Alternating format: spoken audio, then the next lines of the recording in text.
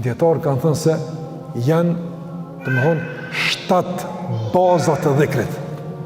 Dhe më thonë, nëse dënë me ndërtu këtë faktor që shduhet, edhe me pas fuqi lëvizës e njëtën tonë për ndryshim, do është të 7 baza fort fuqishëm me ndërtu apë. Sa të në këto baza të? Këto baza këtë në idimi, këna ngumë apë, për jo si baza apë. Ka thonë djetarët 7 baza apë. Baza e parë është e tesbih, subhanallah. Baza e dytë është e tahmid, elhamdulillah. Baza e tretë është e tehlil, la ilaha illallah. Baza e katër është e tekbir, Allahu akbar. Baza e pesë është la hawla wala quwwata illa billah. Hawqala, kjo është fjallë e madhe, dhikri Allahut. Baza e gjashtë është astaghfirullah. Baza e shtatë, salavati, Allahumma salli ala Muhammad.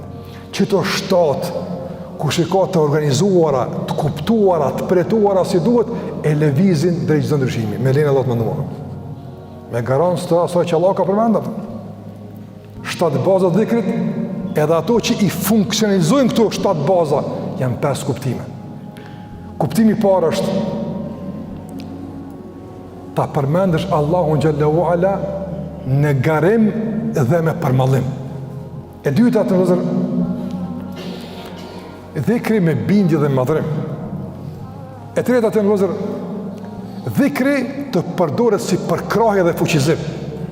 Pastaj të nëzër edhe e kuptimi 4 i funksionalizimit të dhikrit në favor televizjes për të ndryshuar në sezonat e adhurimit. Mos harroni që kjo tema jonë është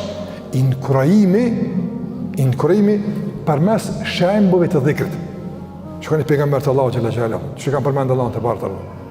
Edhe e fundit të vëllezër, nga kuptimit e durat të dhikrit, që